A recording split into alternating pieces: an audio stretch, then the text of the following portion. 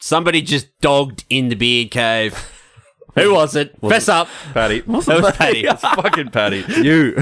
Stand outside. Take your farts with you. Jesus. Not me, mate. Start the show.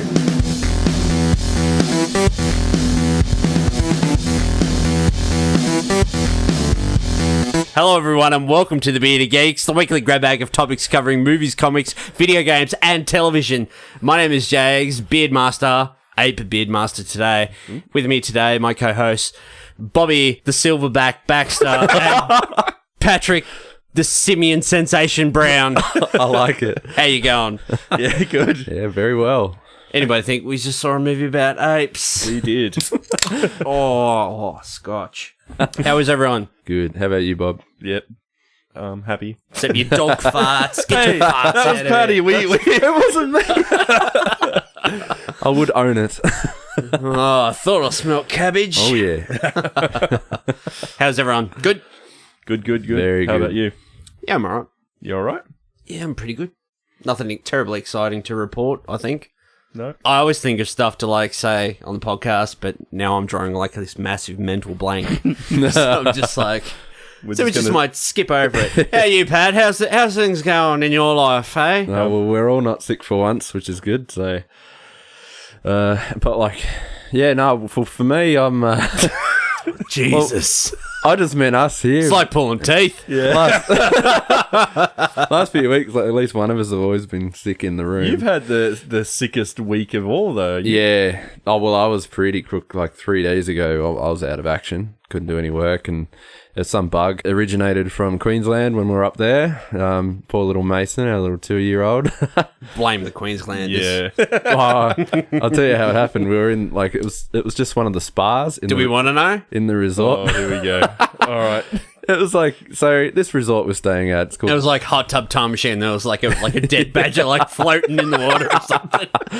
Oh, you'll like this. The resort's it's based, they've kind of created its own little theme park. It's like a little water park and there's pools everywhere and stuff like that. Anyway, we thought we'd go check out all this stuff. Found the hot spa, went in there. I brought Mason in and Lyra was in there as well. And among about 20 other mostly children and kids and teenagers. Floating band-aids. It was a massive cesspool. And I saw a band-aid floating around. Oh, fuck! No, my worst nightmare. And then I looked down and there is human hair and dry skin floating around. Oh, or something like that. And I thought, okay, we're going to get out.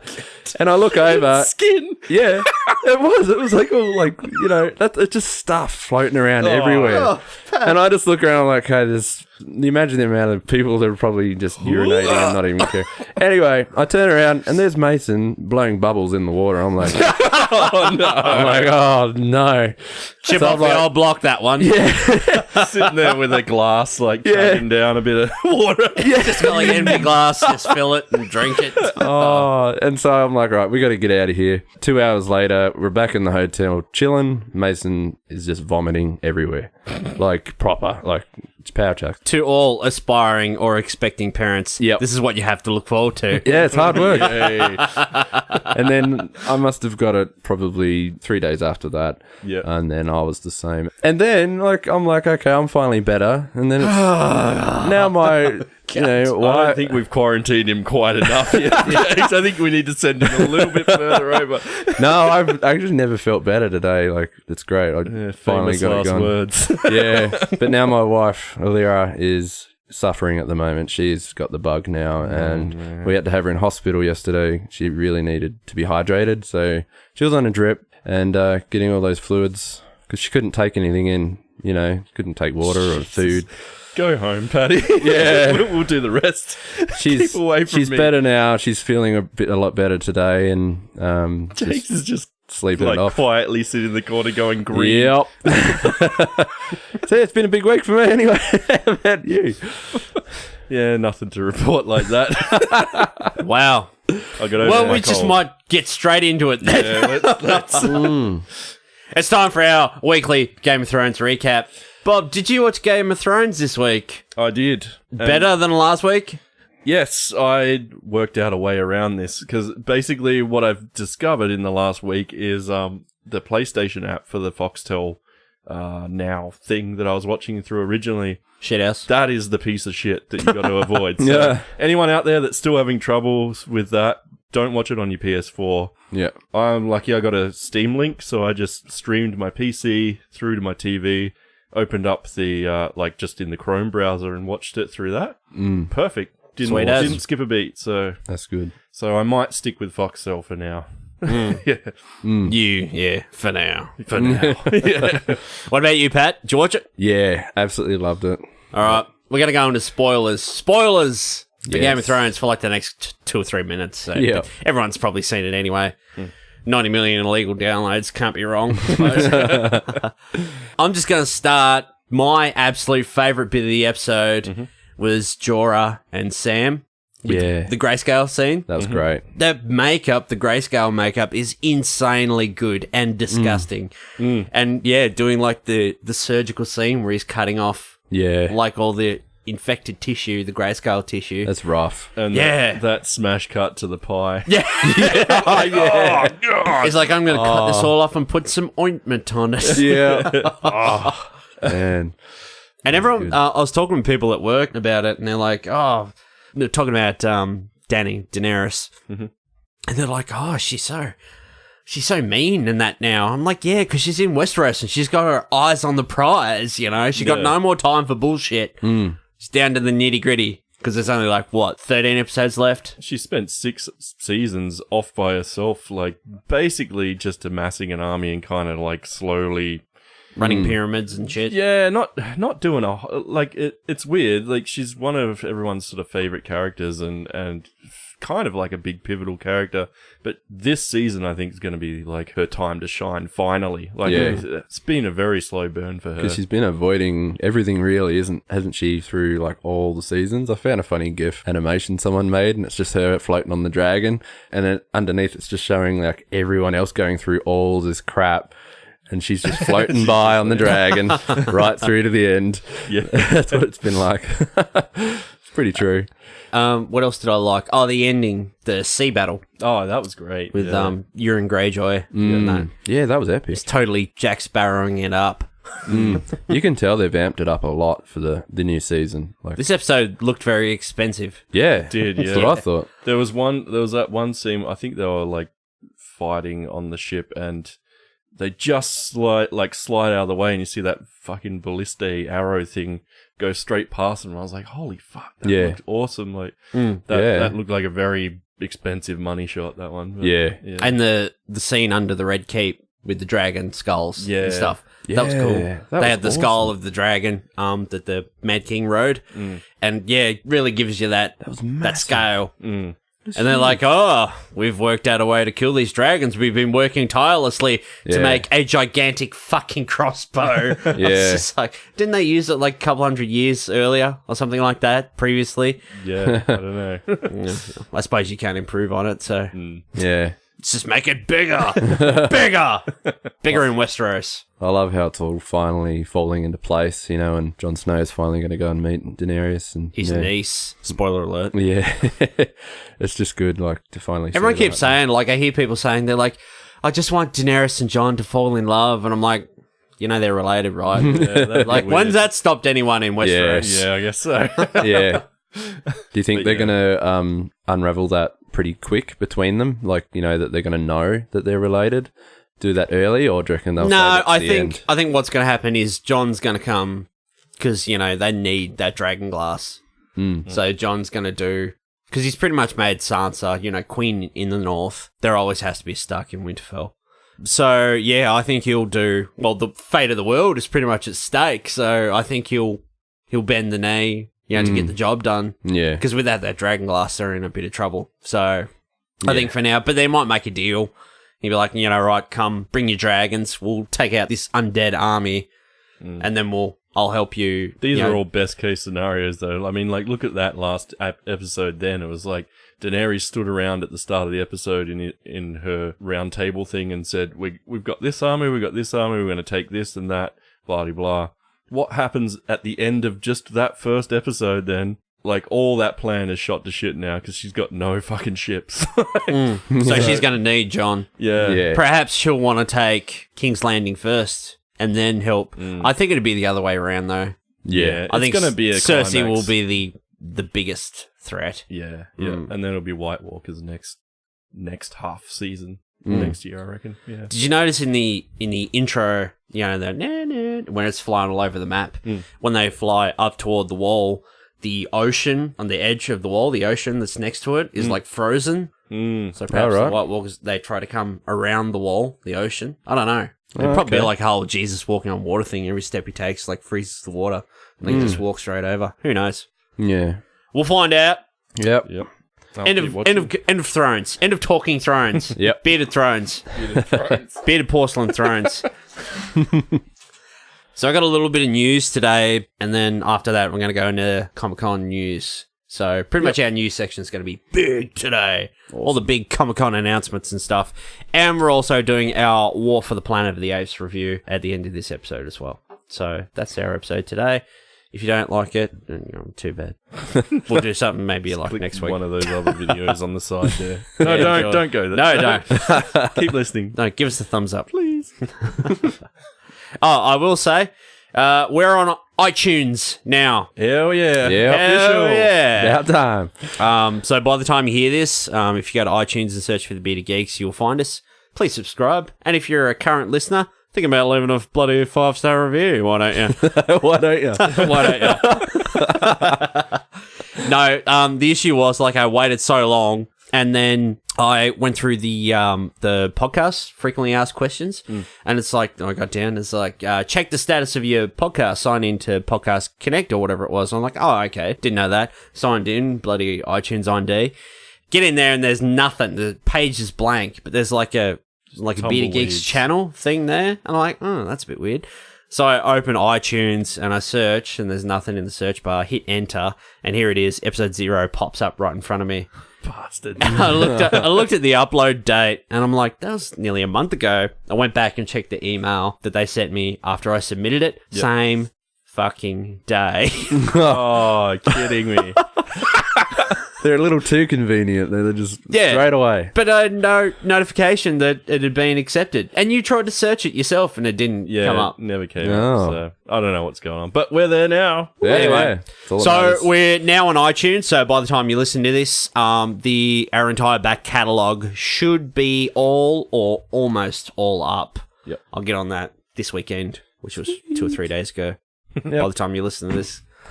So we're on iTunes, so you can download the show, or you can go to SoundCloud as well and search for us there, and you can download the show for your phone to take to the gym, put in the car on sweet long road trips, listen to our silky voices. Yeah, by the time you can download like 15 episodes to listen to. That's a lot of episodes. It's good. It's a lot of content. Good effort, Thinking mate. of yous. Good effort. 30 hours of content or something. Yeah, there's a whole lot of content there. Yeah. All right. Ooh. I'll get into the news. Here we go. Let's do it. I got a couple little excited. tidbits, He's and then warmed we'll his jump hands into up. Comic-Con.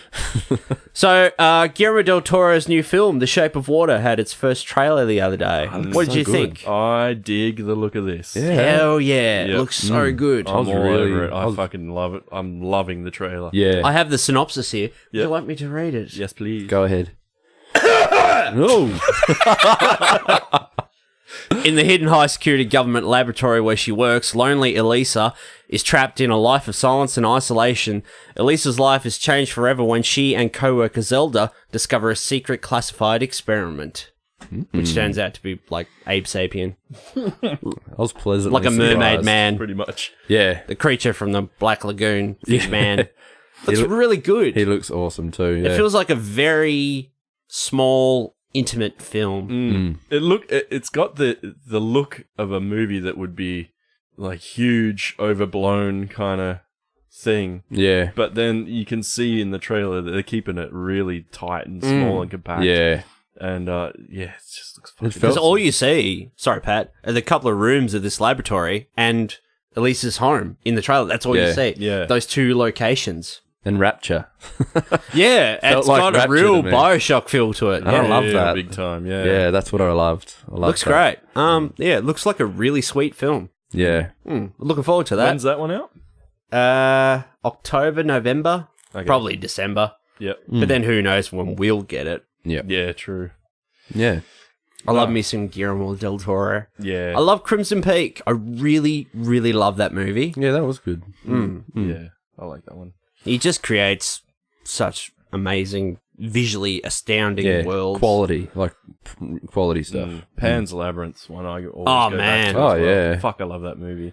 Yeah. Yeah. That needs a rewatch, actually. Yeah. Need Yeah. to get back on Been a that. while. It's been a while since I've watched that. Mm. So, yeah, Shape of Water, we're all pumped. Yep. All right. I hit you with this before. You didn't even know, but now I'm going to lay it on you. James Cameron is looking to reinvent the Terminator franchise. What? And he's going to kick it off with a new trilogy. Yes. So, Well, right So- after talking about this last week, I'm kind of fucking excited. Me about too. this. I actually, because we haven't seen like a reboot. This is a reboot, is it? It's not continuation. a reinvention. Yes. He's planning. Doof. Yeah, do it Yes. fresh. And James Cameron, man, he is the man for it. Look what he did with Judgment Day. So, Cameron said he owns the rights, or the rights will come back to him a year and a half. I have it here in front of me. This is a quote from James Cameron. So, the question is, has the franchise run its course, or can it be freshened up? So I'm in discussion with David Ellison, who is the current rights holder globally for the Terminator franchise, and the rights in the US market revert to me under US copyright law in a year and a half. So he and I have been talking about what we can do. Right now, we are leaning toward doing a 3-film arc and reinventing it. Yes. I am down for that.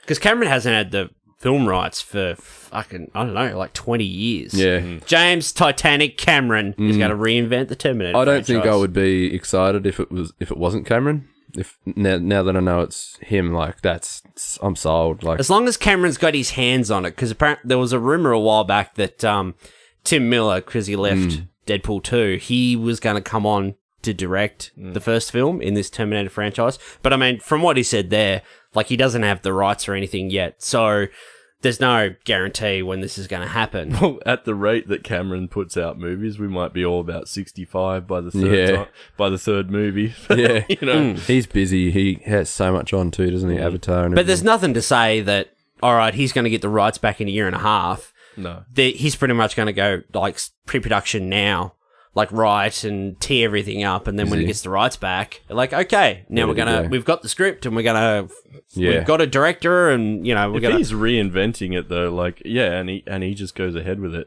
just call it something else and put it out there. James True Lies Cameron. Yeah. James Aliens Cameron. James the Abyss Cameron. James Piranha 2 Cameron. I can't think of anything else he's directed. James Avatar Cameron. anything he touches is gold. I don't know about that. Yeah. The only reason Titanic made so much money is because all the girls, they went back and watched it like 4 or 5 times. That's the only reason it made money. That's true. It's true. You reckon? It's not because it's a good movie or anything. Because it's not really that good a movie anyway. I don't know. You love it. Tell everyone my secrets, Patrick. Okay. That bald hasn't. Sorry, I was going to say that beard hasn't got me fooled. My heart will go on, mate. New trailer.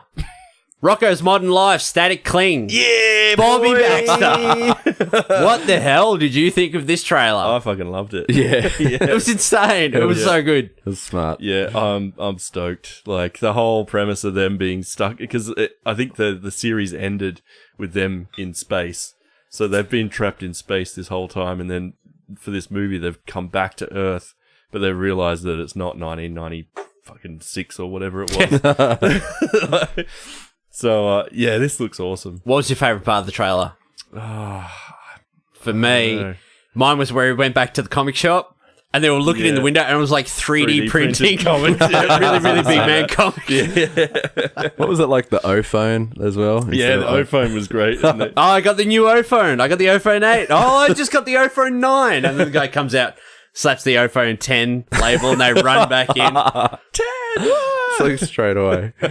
So It true. looks like it's full of all the same, like, that similar gags and stuff. And I'm pretty sure Joe Murray's, like, directing it, who's the original creator as well. So, yeah, I'm stoked for this. And the style of it, too. I mean, you can tell now that they're not drawing on cells. They're not doing it on paper. Yeah. But they're they're still keeping that really loose style. It's not like a very clean CG sort of style. Yeah. Yeah. It was very crisp, hey, though. Like, I mean, for next gen kind of stuff, I suppose you could say. Yeah, like, same style, but I found it was a lot cleaner to look at. Yeah, really definitely. cool. Yeah. The new intro, it kind of makes me depressed. Like, this new intro. Like, 20 years ago, like, everything was just, like, for us even, it was just so innocent.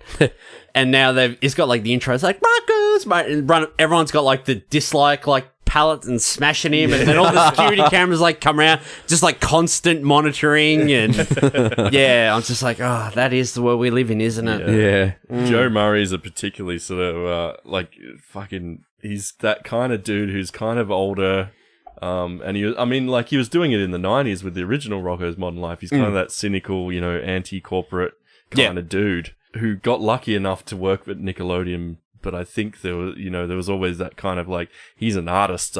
He's not like a corporate machine kind of guy. So there was always, I think, a bit of tension with that show. So yeah, to see him do all this like modern day shit and like throwing those gags in, I was loving it.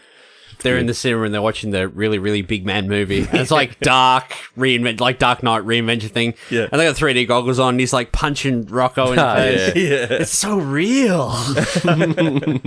I love it. So like old school gag cartoon mixed with that kind of modern day stuff. Yeah. So that's out next year, 2018. And it's just like an event. Was it probably like a movie, isn't it? Hour and a half movie, probably something like that. Yeah, I don't know if it's straight to Nickelodeon channel or probably it had a Nickelodeon logo blazoned all over the trailer. I think they're doing that with a few like Hey Arnold and stuff like that as well. So yeah, cool. Love me some Rocco, some old school cartoons. I've got real Ren and Stimpy craving. I'm gonna have to watch some episodes over the weekend. Yeah. So we might go to Comic Con. So, hell yeah, man. There were a lot of trailers. So I've got some news here and I've got trailers and that as well. So we might just jump through some trailers. So, first up, we had the Star Trek Discovery trailer. That's and the one I poster did as well. see and I was digging it. Yeah, it's pretty cool. Looks great. Netflix series. They put that money in there. I didn't see that, no. Now, what's this? The main female actor who's in it. I was trying to pick her face. Like, is she from like Walking Dead or? Yes, she was in The Walking Dead. Yes. Did she get killed off in that? And then like, oh, this is convenient. Now she's the bloody. I feel like she might have. Yeah. Which one? I'll stay out of it. I don't know her name. Sorry. Yeah, I can't remember her name. Yeah, it looks really good. Looks cool. Yeah. Lots of, not just standing around on the ship on the bridge all the time. There's lots of globetrotting and walking across like deserts. It looks like the movie's only like spread out over a season. Yeah. I mean, they're probably showing all their best shit. Yeah. There's probably still going to be a lot of standing around talking on the ship, but yeah, from what they're showing, it looks fucking awesome. We're not getting it in one big lump too. We're getting it weekly, an episode every week. I actually don't mind Netflix. when Netflix does that. They did that. No, I don't with, either. No. With Last Kingdom was the last one that I watched that they did that with, and that was cool. Just exciting to go back to like having something to look forward to on an episode Monday a week. night or something. Yeah, Just like Game of Thrones every Monday. yeah. Okay. The Inhumans trailer. Did you watch the Inhumans trailer? No, I didn't see that. Yeah. It's, I don't know. It looks okay. Kind of forgettable. I don't know how they're going to tackle, like, the whole Black Bolt thing. I'm sure they'll figure it out. Medusa looks kind of cool with her hair in action, but it's obviously doesn't really have that, that movie budget. No. It's got that TV budget. I thought it was, I didn't go much on the hair. It was Lockjaw, though. Lockjaw looks great. He actually looks pretty good, yeah. I don't know anything about Inhumans. Is this like a new series that's coming out, or like is this it's a Marvel series? Yeah. Okay, so it's already been in production already. Like it's already got stuff out. Oh, okay. Oh, it hasn't got stuff out yet. It starts in I think September. Okay, right, all right. But they've thrown like movie money at it for the first couple of episodes. Yep. So like the first 2 episodes are going to be shown at IMAX, like a feature length. Oh Jesus. I just thought Triton didn't look right, though. Triton, he's supposed to be... Listen to Mr. Marvel over here. Yeah. They didn't use my costume. I designed an awesome costume that's way better than that one. No, I mean, traditionally, they just went way different. Yeah, but... Actually, Can I just segue real quick? I was on the bloody internet last night, right? The bloody internet. The bloody internet. Hey. If you don't know what the internet is, What's it's that? It's this great information sharing tool, not for porn. So I'm just going to show you a picture I got on my That was pretty good. So I'm looking. I found like this random like t-shirt sales website thing. And I was just flicking through and having a look. Yeah. And I'm seeing all these Patrick Brown pictures that people have ripped off to make into t-shirts. This was Doctor Strange. But like, Oh, what? these are Marvel owned. These are pictures you did for Marvel. Is And that they- your Loki as well? Like, no. All right, don't worry about that. But the other two are. But this Spider-Man, that's definitely a Patrick Yeah. Brown, and that's your Doctor Strange you did. Yeah. What have they done to it? It's black and white. It's like silhouetted.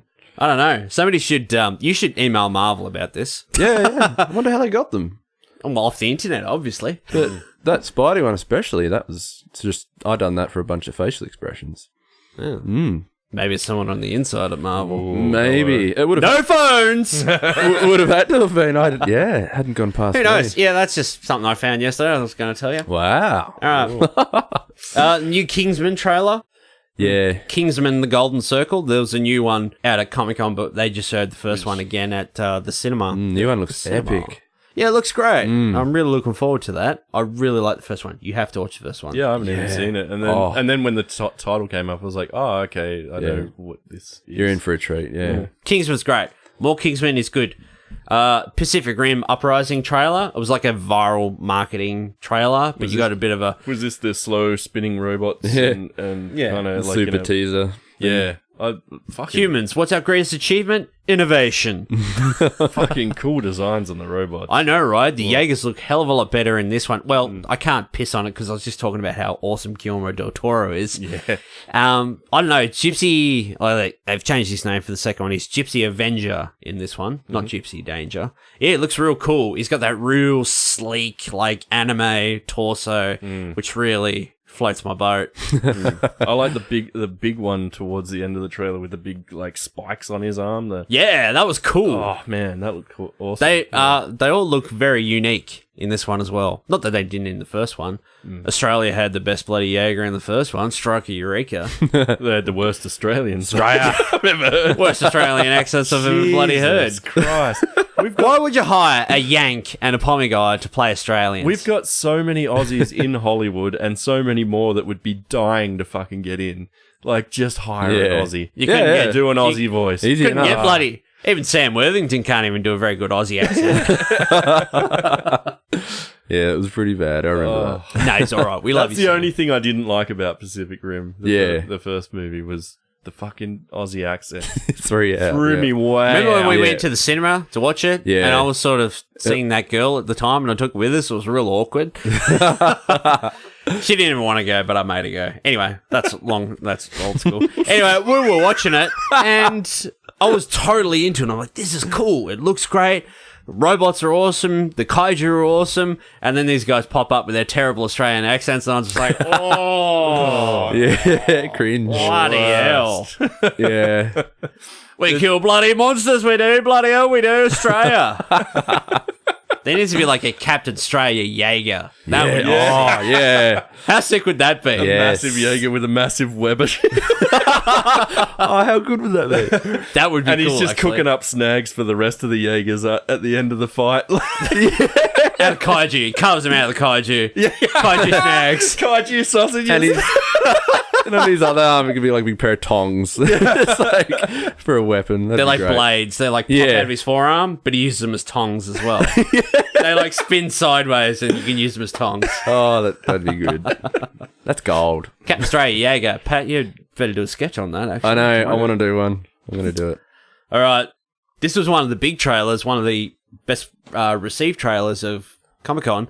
The new Stranger Things Season 2 trailer. Yeah. Watch that one. Love Oh, it. man. So How good does that look? Ready for Yep. some more Stranger Things. So addictive, isn't it? Mm. I really want to binge that right now. Easy boy. I binged the first one. In like Down, Tiger. me and Alira watched it in like a day. Just the whole season. I just love dark stories. I love dark Yeah. material. I Everything. love monsters. I love sci-fi. I love horror. I love coming of age And like 80s. That those kids at that age, like like doing the story around them, fucking love that shit. And you don't like Super 8, that kind Yes. of, you know, that age group. Yeah. Yeah. You don't see a lot of that either, really. It's just great. And the first thing you see them doing, they're sitting there just playing Dungeons and Dragons. Yeah. Yeah. It's great to see their point of view, you know, just all about them. And the basements and everything was just nice and 80s. Even the what was it, the science teacher in that later, I think it was like episode 6 or 7. He's sitting there. He must be on like a date. He invited a girl around and they're watching The Thing. And I was like, yes. That's what you do on a date. Yeah. What's the best movie of all time? Stranger Things 2. Can't wait. Yeah. Yeah. Dying to see that. It gave me chills. And they're multiplying. Oh yeah, I went Oh, there. speaking of like coming of age things, have you guys ever watched much of the Freaks and Geeks show? Yeah, I watched a little No. bit. Yeah, Judd Yep. Apatow stuff. Yeah, fucking, I really love that show. We watched it again. It came up on Netflix a couple of years ago. I watched through it. It's got that, like, it's not a horror thing. It's more of a, you know, just a high school comedy thing. But it's got a very similar feel, I think, because it's set in the 80s. It's set around mostly those kids, those young kids. And, Oh, yeah. yeah, and I only found out the other day that the main little kid, what's his name, Peter Weir, or the little main nerd. I know who you're talking about. I don't know his name. I know who you're referring to. He though. co-wrote the Spider-Man movie that just came out. Wow, I was there like, you holy go. shit. Yeah. Nice. And I did read an article today that what was his name? John Watts, who directed the first Spider-Man: Homecoming, is in talks to come back for the sequel as well. So that's good. Oh, yeah. That movie really had his touch on it. Nice. So yeah, more Stranger Things. Love that show. Yes, please. I hope they keep going with it. Mornings are for coffee and contemplation. Justice League trailer. 4 minutes. Oh, Actually, it was yeah. nearly for like 4.5 minutes, I think. Of the Justice League. Pat, Mr. DC, what did you think of the Justice League trailer? Oh, yeah, it was all right. No, it didn't grab me, but it was...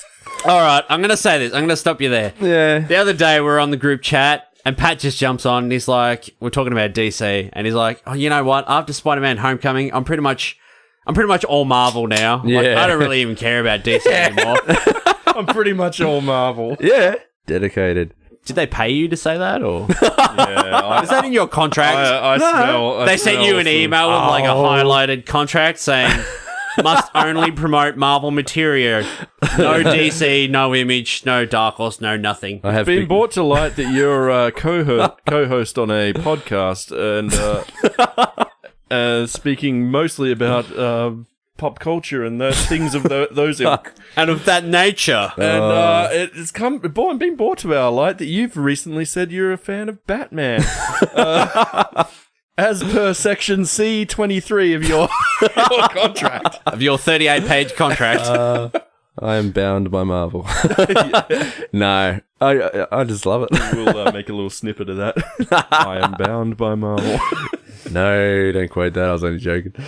So No, Pat, I just- you're not going to come see Justice League then? Oh, you're out. Fuck that shit. No, I'll be there. Don't So worry. everyone, Pat's not going to be on the Justice League review episode. He's going to be at home eating his cornflakes or something. His Marvel Watching themed Spider-Man. cereal. It looked good. It looked great. Some of the humor didn't really hit with me, especially the Flash. Yeah, it was a bit flat. Right, like what about that bit at the end? Did that get you? Like, you know, where he's just kind of like, Where they're at oh, the bat signal, everyone everyone's leaves, and he's like, disappeared. "Well, that's kind of." It's like they're trying to force That was the only humor bit in. of the trailer I actually liked, and the rest of it I was like, you know. I just think the Flash is just like Barry Allen's just like a super awkward guy. He even said in like the last trailer, like he doesn't have any friends and all Yeah. that sort of stuff. So he's just like a super awkward dude, like the rest of us. Yeah, So can't blame him for that. I find a lot of it. It feels like they're trying to force the humor since it used to be. It's just not them. Remember, like their earlier, like Man of Steel and all that afterwards. You know, that was their tone. You know, and it's like that's what they were good at. And now everyone's just giving them hell because they're too dark. And it's almost like they're trying to force the humor. Do you think? Or I think they've woken up to themselves now. they're trying to With force a everything, bit of that in especially there? Wonder Woman. Wonder Woman was their biggest hit. Has been their biggest hit yet.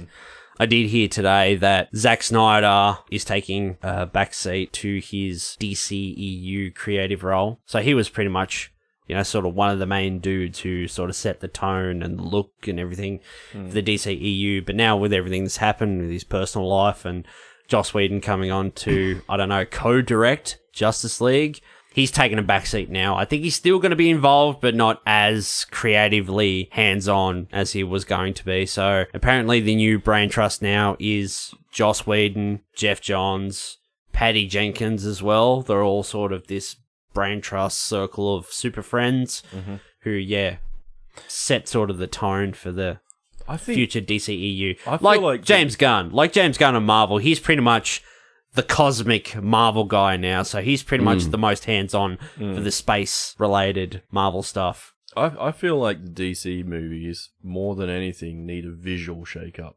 That's what they're... I don't like the look of these Justice League trailers. No. They're too overcooked. fake. Yeah. They're too much green screen.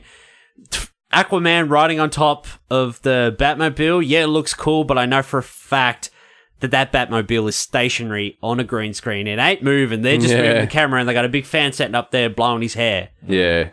Of Khal Drogo. Even they don't have to go and copy Marvel, and they should stay away from doing that, because Marvel got their great fucking thing that's working for them. Yeah. And DC are not that, and they should just fucking march to the beat of their own drum. But there needs to be something visually to shake up that I respect that DC kind of got that darker tone and stuff, but it's like, I don't know, they're still overcooking it, whereas everyone, CG and visual effects is kind of moving on. I even felt that with Wonder Woman, the best scenes in Wonder Woman were the toned back shit where she was in the war, in the World War. Absolutely.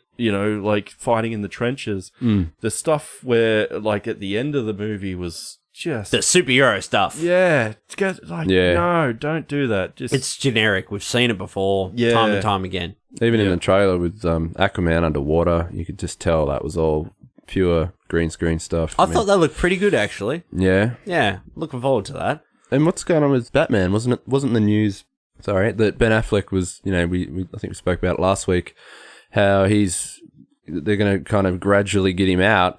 But I think I heard that he's just had a comment that he's... It's funny you should mention that, Patrick Brown. I've actually got that written down. Oh, you got it down? Yeah. Oh, sorry, mate. No, you're all right, mate. That was a bloody good segue, actually. Yeah. So, there was this rumor about 3 or 4, 5 days ago. Everyone was reporting it, that DC have decided that they're going to take Ben Affleck's Batman and they're going to reportedly gracefully usher him out of the DC Extended Universe. Now, this is as he's pretty much walking into San Diego as well, isn't it? This is like... Jesus Christ. Yeah, like he's on the plane flying over. You know? Fuck.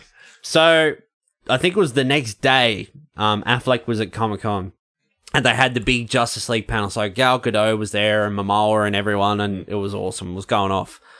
And someone asked him about it, and I've got the quote here, actually, directly from the mouth of Affleck. So they asked him about it, all these rumors about him being pushed away. Do you want to walk away from Batman? Do you not want to do it? So then Affleck says, Really? I am the luckiest guy in the world. Batman is the coolest part in any universe. Marvel, DC, anything. I'm so thrilled to do it. It's fucking amazing. I still can't believe it. Everyone at the studio tells me I'm their Batman, and I believe it. And Matt Reeves... I'd be an ape on the ground for Matt Reeves. I'm blown away, and it's an exciting time in the DC universe. I'm excited to be Batman. That's what I always fucking expected that he would say. Mm. I've not believed for a second any of this bullshit, coming from him saying that he doesn't want to be Batman. The dude, has been in Mallrats and shit. He's a comic book guy. Yeah. He fucking loves Batman. And any actor out there would be fucking, so stoked to get that role. That's like we said, we talked about Daniel Craig the other week, James Bond. Who wouldn't want to play James Bond? Yeah, exactly. Tom Holland even said, he wants to play James Bond. No, Craig just wants to play rednecks in some... Especially after the... whatever that movie That looks was. pretty good. Yeah, I know. Oh, yeah. That was unexpected. Yeah. I was what was it like, called? oh, you don't want to do Bond, but you'll do a redneck. It was actually reported the other day that the new release date for the next James Bond movie is in 2019, and then the next day they said that Craig will be back for the next Bond. Good. Because, like, Back to especially... Batman. yeah, go for it. You're right, mate. Take the reins of this pony. No, I was just going to say with James Bond and Craig David, that's what I call him. I'm walking away. He's not walking away. But, He's walking into that big payday. Especially with like he's already, the journey he's been on through those movies he's already done. Why walk away from that? It's just such a great thing, So yeah. I don't know. I wanna think he's see already more of him. capped it. If this next movie is not going to be better, then, why? Why bother? Yeah. That's true. But I read today as well that Denis Villeneuve is in the front running to direct the next Bond flick. Oh, fuck, that'd be awesome. Yeah, I know, right? Especially if Blade Runner fucking kicks off, man. So that's pretty cool. Batman. I love missing Batman. Oh yeah. Okay. The new Thor Ragnarok trailer. Now, Bobby, you haven't seen the new trailer because you're I don't. Yeah. one and done. It looks great, and you don't want to spoil any more of it. Exactly. So Patrick Brown and I will talk about the Thor Ragnarok Yeah. trailer. Please stick your fingers in your ears. Oh, I'm happy to listen. I just don't want to see it. Don't want to see the Is it a visuals. real long one? Yeah, it was about 2.5 minutes. Yeah, it's Yeah. pretty- See, they're the lengthy. trailers I don't want to see. This is anymore. this was the story trailer. Though. Yeah. Yeah. See, yeah, it shows a bit. Looks pretty good. I really love it. Looks like a lot of fun. Yep. Just more than There's- what you expected from the first trailer. It probably is good. You're not like if you want to keep it a secret because there I are a don't like few those story you can trailers. talk They- about them, but yeah, visually it was exciting to see Thor and Yeah. like his eyes turn white with lightning coming out of them. Like that was Yeah, that was really that cool, was actually. sick. Visuals like that. It's nice to have a surprise. What are you the god of again? Yeah, Yeah, and pretty it cool. looked comic book Home and like. away. His eyes. Home It and looked very away. comic book like with his eyes lighting up like that. It was awesome. Yeah, it was cool. Saw more Loki, more Hulk. Yeah. Bruce Banner. We got to see some Ruffalo on that as well. They had really? some real funny interchanges in the trailer Yeah. as well. Don't want to say too much, Bob, because I don't want to ruin for you, really. Yeah. But yeah, there was really cool payoff at the end of the trailer. We've probably been waiting for a very long time. So that's Yeah, I suppose interesting we won't as well. spoil that for you. Yeah, that was pretty cool. That's good. No spoilers for Bobby. Okay. Thank you. And the new poster as well. How good was that poster? That Ragnarok poster. I didn't see that either. Oh, Bob. now. I saw an article that said Get that out. said Marvel's bringing on the color again with the posters or something. And I was Oh, like, yeah, it sounds like more Guardians posters. Yeah. Yeah, It's pretty good. You were talking about like the visual style of like Marvel movies and that, and they all very much have the same color palette. They sort of had this sort of muted off realistic sort of color. Don't want the costumes to be too bright or too anything. The movies that stand out the most are obviously the Guardians of the Galaxy flicks. But I got this poster here, Bob. I'm going to show it to you. Are you getting a sense? That's a new poster. Oh man, fucking It's pretty sexy, hey? Stands out, boost doesn't it? up the hue and saturation to the max. Yeah. Some like bloody it, though. designer talk over here. I like it. I like the look of Thor and Hulk. Like, I like how Hulk's got a shortcut kind of haircut now. Yeah, it's raining. Yeah, it's raining. I can hear it through the mics. Sorry, guys. Can't edit out that rain. It is winter. I was going to put the wind socks on these mics, try and cut that down. Might just pause it real quick and we'll do that, actually. We'll be right back. No worries. Thanks, guys. We're back. Hey. The socks are on. Pat's put a bag on it. Sometimes he tells the wife he's had, but he hasn't. I'm going to leave it in. no. I'm not going to cut it. We're uncensored. We're raw. Bearded Geeks raw.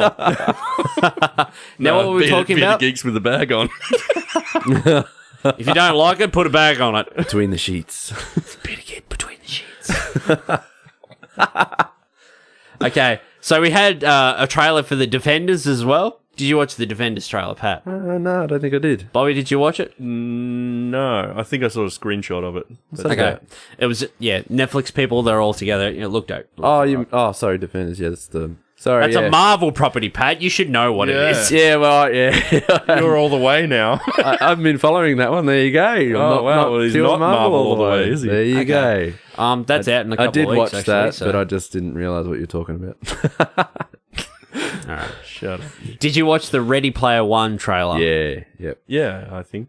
I love movies like that where they I tie don't know anything about the book, so things in. No. I'm just like, there's the Iron Giant, there's Freddy Krueger, there's the DeLorean, Yeah, that's there's what the I Ninja cared Turtle. about.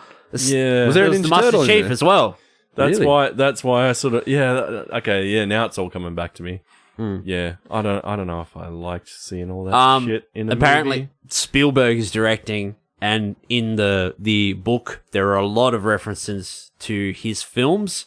So he said what he did was he didn't want to put all this emphasis on his own movie, so he's toned all that right down, or pretty much taken everything related that he's directed out.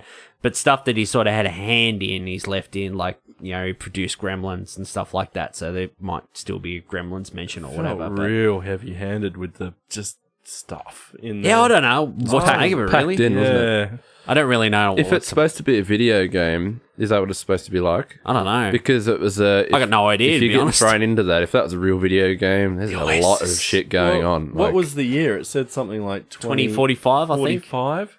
Who the fuck still watches Iron? Iron Yeah. Giant's a classic. It's a great. Don't get me wrong here. I fucking love that movie, and it's a classic animated movie. But realistically, what kids are gonna know what the fucking Iron Giant is in 2045? I thought the exact Really? same when I watched Or it. the DeLorean, or fucking. All I that think stuff. it's- It I don't feels know. like it's all pandering to us now. And Freddy Krueger, But yeah. kids in 2045 are not going to know what the fuck that shit is. Kids now are not going to know what that shit Modern, is. No, true. modern day anything video games usually push forward and do new creations, don't they? Nothing of the past. Yeah. I think it's, from what I like I said, I don't know anything about the book. What I discern in the trailer, I don't know. Everyone, he says in the trailer there's nowhere to go. So everyone just goes to the Oasis. I guess it's just like this sort of virtual reality world that they can just jump into.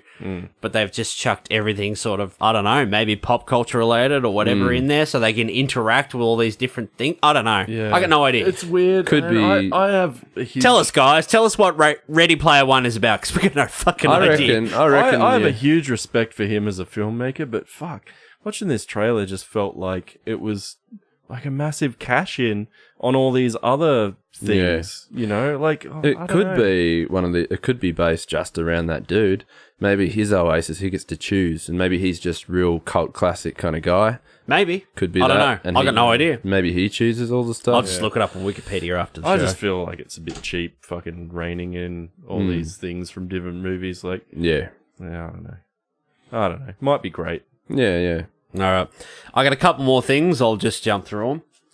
So, the next DC movie confirmed is Shazam, formerly Captain Marvel, but they can't call him Captain Marvel anymore because Marvel have their own Captain Marvel. So he's just gone back to Shazam. So his superhero power is to work out what music's playing in the background and tell you. What's that song? So yeah, I don't know. I don't really care about that movie anyway. So that's The Rock. Fox are working on a Doctor Doom solo film from who? Noah Hawley, who created the Fargo and Legion TV series. And apparently Dan Stevens, who's in Legion, is involved with the film in some manner. So perhaps he'll be playing Victor Von Doom. I got no idea. But that also leads into another bit of news. They talked about Captain Marvel at Comic-Con. Yeah. And they said it's going to be a period piece in the MCU. It's going to be set in the 90s. I like that. So I kind of, yeah, that's cool because I'm a 90s kid. Really cool. So, and it's going to involve the Skrulls. So the Kree-Skrull War. But then I thought, don't Fox own the rights to the Skrulls because that's a part of the Fantastic Four rights? They look very goblin-y. But no one's really brought that up. So the Skrull, the Skrull, Scree. the Skrulls are shape-shifting aliens. Ah, okay. So they So can... it's Brie Larson. Is that a name? He should know. He's got the inside I don't track know. on You're everything. fucking all over Marvel. That's a name, isn't it? Brie Yeah, Larson? Brie Larson. Yeah, yeah, she is. that's Yeah. it. And Nick Fury's in it with both eyes. Yep. Is that going to be like a different casted Nick Fury? Like, Nah, Sam Jackson. is it really still? Sam They're just Jackson. going Sam to. Jackson. He's still got both of his eyes. Yeah. But He's going to be eating big kahuna burgers. But how are and they going to make him look younger? They'll just de-age him slightly. Like 30 years? They'll 20 just years? make him look like Jurassic Park, Samuel L. Jackson. Pulp Fiction, Samuel L. Jackson. Big kahuna He mustn't be in burger. it for too long then, because that'll He cost hasn't a really lot of money. aged in 20 Yeah, years. he hasn't really aged at all. They'll just get rid of some of the sag out of his face or whatever. Yeah, I and that'll be suppose. it. Tighten him up a bit. That'll be cool. it. It won't cost much. That's good, Not like I like Robert it. Downey Jr. in Civil War. I like when they keep the same actors in. It's good. Okay. 3 more bits of news. Number 1. Todd McFarlane announced that Spawn, his Spawn reboot, he's been working on for 20 years is finally going into production. He's teamed up with Blumhouse Pictures, who the studio behind sort of like the Purge flicks, the Insidious flicks, Get Out, sort of all these lower the horror, the lower budget horrors. Well, he's talked about it for a while that it is a horror film, but he's been working on it for so long that he knows he feels he's the only one that can direct it and do it justice. So when he was shopping it around, the stipulation was that it's a low budget and that he's attached to direct. It's a package thing, so you can't have, that's set in stone.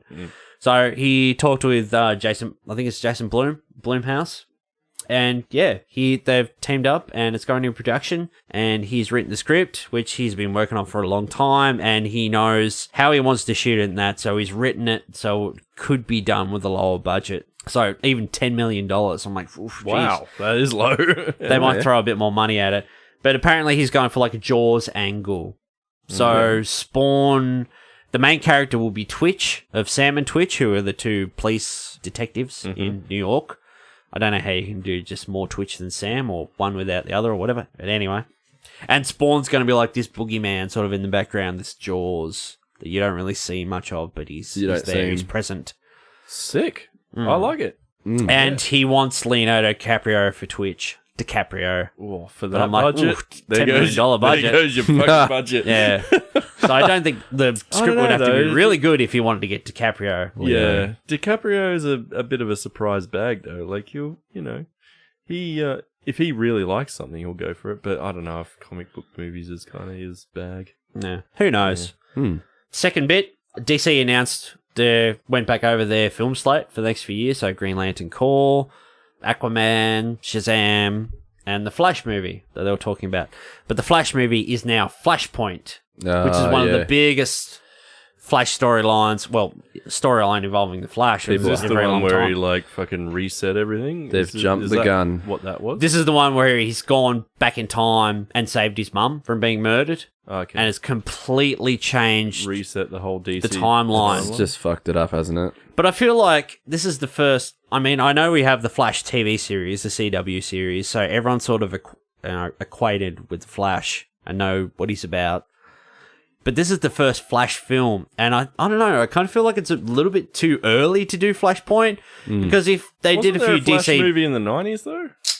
There was a Flash TV series in the 90s. Ah, okay. But yeah, like, if you've fucked up too much and you wanted to change shit, you could just do a Flashpoint movie, and then you could change your timelines to how you wanted it. But in the Flashpoint story, where Flash saves his mum and he comes back, because he doesn't really know he saved her until she turns up. He's like, oh, Mum, what are you doing here? Everything's different. I've got to go see Bruce Wayne at the Batcave. And he goes there, and Bruce Wayne is actually dead, because at the mugging, when his parents were murdered, in this timeline, his parents weren't murdered. Bruce was the one who was murdered. And his father goes on to become Batman, a darker Batman, an edgier Batman who uses guns and kills. And his mum goes insane and becomes the Joker. Cool. So after this announcement the other day, Jeffrey Dean Morgan and Laura Cohen, who played Thomas and Martha Wayne in Batman v Superman, they started doing Instagram posts and Twitter posts teasing those two characters, Thomas and Martha becoming Batman and the Joker. So that would be insanely awesome. It's another, like, it just made me think, though, again, with this Flashpoint, announcment. Here we go, downer, Here we go. DC downer. Here we go. Here we go, DC downer. Where you going? No, I was just going to say how they've done this again where they're kind of rushing it again. They did it with Batman. Like, and Batman vs Superman. I mean, that's the kind of thing in the comic world. It didn't happen until way later, didn't it? Like them clashing together, and that's their first intro to the... The thing with BVS, I think, was they give Zack Snyder too much creative pull without really working out or planning ahead what they wanted to do. And now they're doing the Flash, and they're just like... So Zack Snyder's just... Yeah, sorry, mate. They're just doing the end point again, like just jumping the gun and going right to the big... listen, they're pissing on DC's fire over here. Jesus. But they're just like, why are they so impatient? They should just like take it easy. Contract 36 Article C. You must pick on everything DC related. They just establish their characters, get them set up first, then For everyone listening, I'm like sitting in the middle of the room, and I feel like I'm drawing the line between DC and Marvel right here. Like, I love it all, man. Butting Like, yeah, well, you I do. don't love one more than the other. They I do. love Marvel. I've loved Marvel for bloody 30 years. Yeah. I love DC. I love the characters. I love their stories. I love their darker tone. I love This everything. guy I'll go over see it all. here. I'll Oh. support everything. Oh, this has nothing to do with hating on Fuck DC. off. No, it actually isn't, because I was all for... You remember how hyped I was for Man of Steel and all them? It's been a nice podcast. I was actually really... After seeing Homecoming, I've decided, I'm not really into bloody DC anymore. Fuck DC. I'm going to send them an email right now. I'm going to send Jim Lee an email telling him to get fucked. No, it's more it's just how it's been going. It's a fact. They're just rushing into everything. Patrick Brown is a Marvel fanboy. Only because they're doing it right. Oh! Slinging it. Are they not? Are they not, though? Wow. Come on. I'll pay that Patrick Brown. Yeah. There's no. Here's the thing about Marvel movies. Yeah. All right. There's no real weight to Marvel films. You can kill off villains that no one cares about. You can kill off Whiplash. You can kill off the Mandarin. You can kill off all this. Civil War, there's this big thing in the trailer that Rhodey gets hurt, he gets injured, and then you find out he's paralyzed. And I'm sitting there in the cinema and I'm like, you know what? By the next movie, something's going to happen and he's going to be fine. Lo and behold, at the end of that movie, Tony's made this real sick leg harness which he's learning to walk again. By the time the next Avengers movie rolls around, he's going to be walking normally. So there's no weight to anything. I totally agree with all that. If you want some weight in the Marvel world, and this might be controversial, kill Iron Man. Well, we might be getting that in Infinity War, which is my last bit of Comic-Con news. The Avengers Infinity War exclusive trailer that was showed. What a segue. I had to get you guys out of that fight somehow.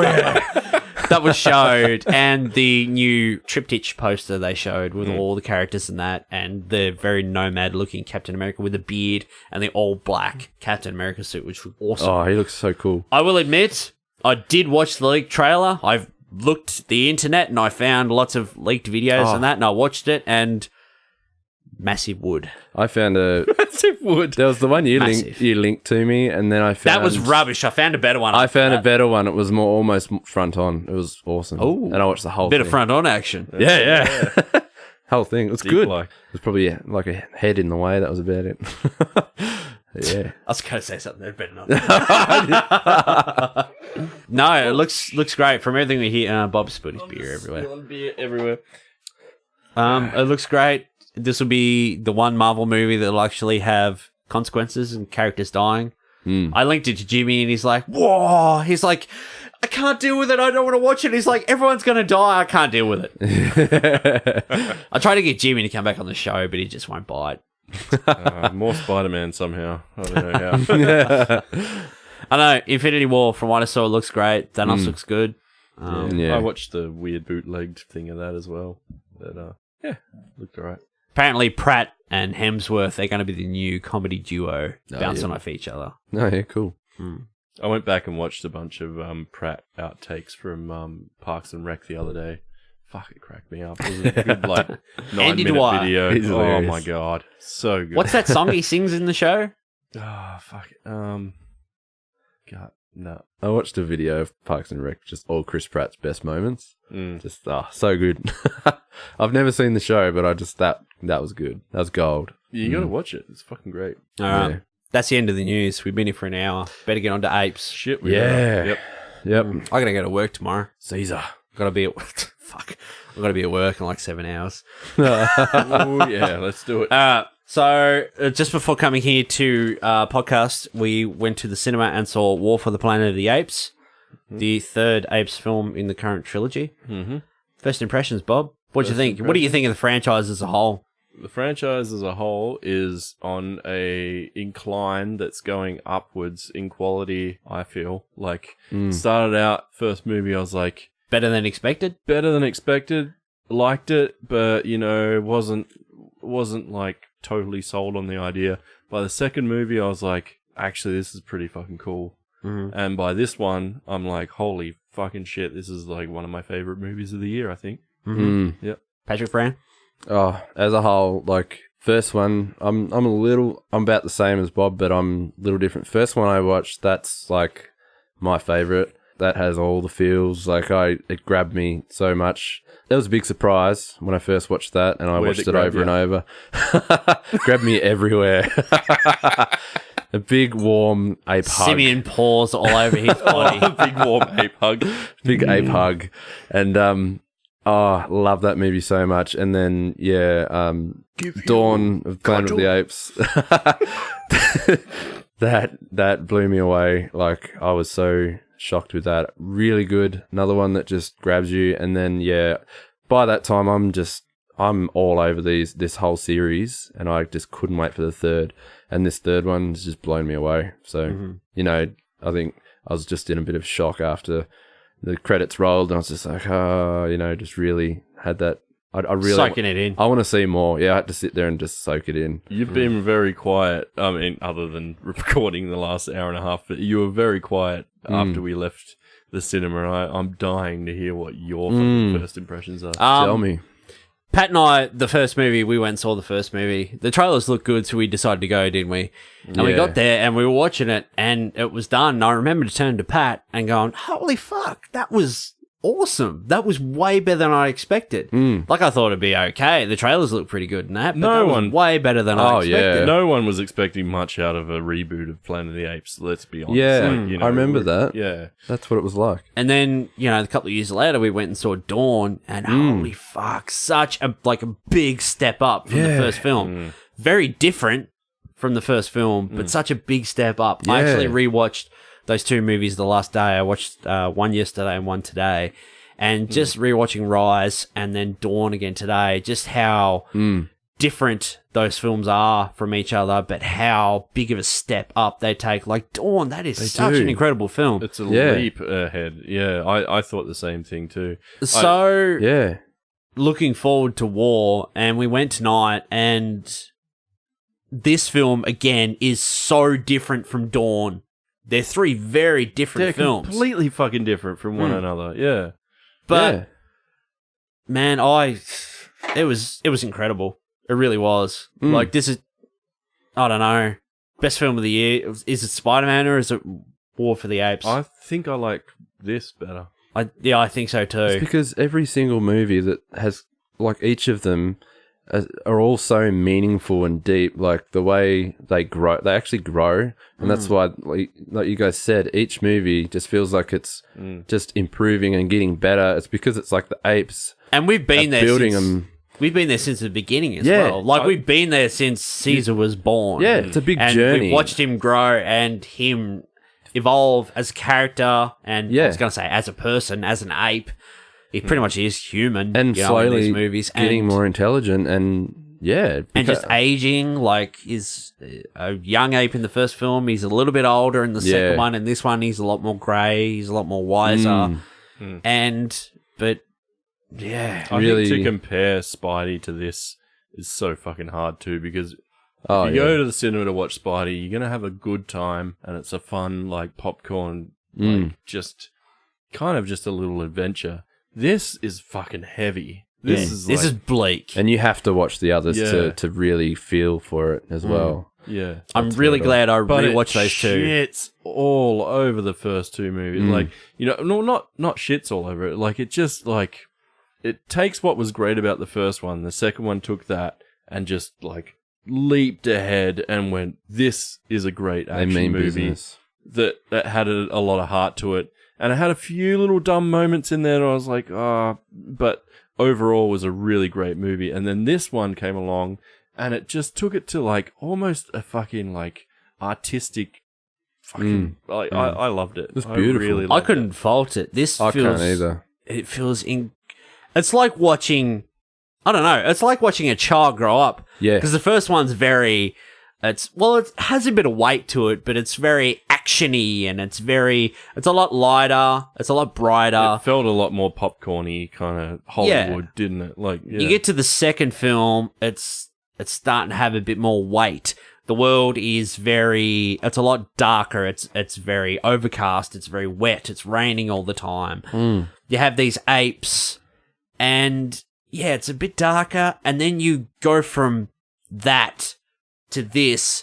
This feels like watching, you know, the first one's a kid or a teenager, and the second one's like an adult. And you feel like you get to this one, you feel like, you know, this one's like the mature, older man, like sort of in his twilight years, you know, and Which is what Caesar is a character was. in that as well. Yeah.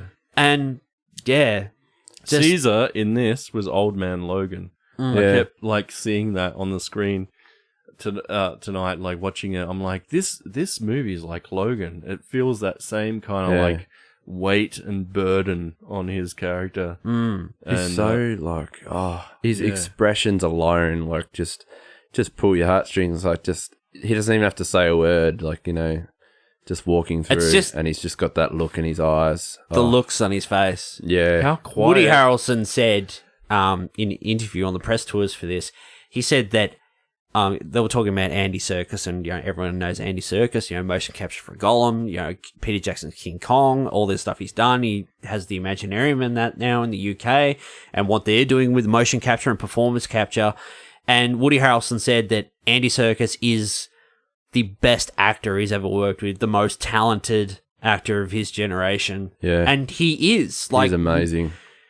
The first movie was an Oscar-nominated performance, at least. The second one, definitely. And that was a winning performance. This one, man, give it the gold. Yeah, it blows my mind how good that was. Yeah. And all the faceless people behind his performance as well. Like, I mean, motion capture is getting better and better and better with every year, sure. And his performance helps a lot, but fuck, there is a lot of nameless animators out there that are doing those hard yards and cleaning up that fucking... Because when you get mocap, it's a mess generally.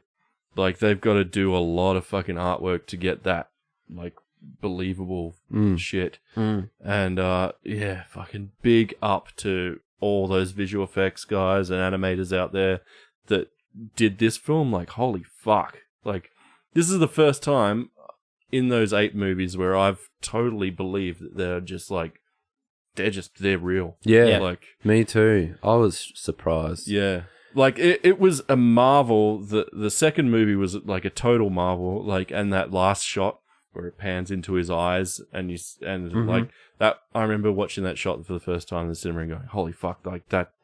Like they nailed the eyes and the face and everything. Yep. In this movie, it's so fucking good that you just forget that they're even CG. Yeah. Yep. You forget it completely. Like, I couldn't even... You can't tell, like, if you believe, it made you believe more that they're real. Like, they do not look 3D, like, fake at all. They exist. It's amazing. I couldn't even believe it. I want to throw this in because I was going to do the story and get to the characters a bit later, but I want to throw this in. When I was watching this, like, the performance capture and the CG is so good. The first film, there's that scene where Caesar's in the cage and he's just sitting and he's very still, and the only thing that's really moving are his eyes. Like, he's just looking around. And then you go to the second film and the CG is so great, and them interacting with the humans in that, the story, Kerry Russell and Jason Clarke, and then you get to the third film, the film we just saw, and we're sitting there and we're watching it, and you forget that there aren't any humans. The main characters that we are watching are all apes. There are no humans. There are no names on the posters. There's no Andy Serkis. There's no Woody Harrelson. There's nothing like that. There are no names. You're sitting there and there are no human characters you're following through the story. You're following, like, this group of apes and, you know, this smaller group of apes. And the only humans that are in the movie are the military, Woody Harrelson's force, his military force, who Gary Oldman and that managed to contact at the end of the second film, and then they arrive right at the end. Yeah. So they're the only humans in the story. Like, I was watching 3 main humans. Really. Yeah. There's the little girl, the Woody Harrelson, and the kid with the guy with the crossbow. Yeah, Priest. the crossbow. Yeah, the priest. Priest. Yeah, That's yeah. about it. And yeah, like, I was watching it, and then I just realized that I'm like, holy fuck, like, I'm not following any humans in this story. Like, I'm just following this group of performers captured, digitally, amazingly created apes. And you forget it's CG because you sort of notice it in the first one, and you sort of notice it little bits in the second one, but they've come leaps and bounds. And in this one, it's flawless. Like, you can't you can't pick it. You really can't. Amazing. Yeah. It's incredible. Like, in the first one, there are some scenes where, like, when the apes are going, like, on their knuckles and running and stuff, you can sort of pick it a little bit. It's got that sort of CG weightlessness to it. And then maybe once or twice in the second film, but in this, there's this scene where, toward the end of the film, Caesar is running, and he's sort of running, like, across the snow, and it's perfect. Yeah. It's like, there's no real issue to the CG. You can't, oh, that looks a bit rubbery. No. That looks a bit... There's not enough weight to that character in that. It's just... There was a point in the movie, it was about maybe 25, 30 minutes in, where I just sort of like, because I've worked in these fields before and I've got this kind of eye and, it always creeps in where I start to look for the special effects and the things like that. Like, I just can't help do that. And I got into this movie and I was like half an hour in it, and then I realized that I hadn't done it yet. And I'm like, holy fuck. It's totally invested. It's so good, and I'm so invested that I noticed I haven't done it. So then there was one scene where I sort of went, okay, I'm going to like look closely and examine this and see what I can pick apart. And it was sort of they were just walking through like the bushland and stuff, and they were sort of like fanning out, like they were sort of standing in a group, all the apes, the main like 4 that sort of go on their mission with Caesar.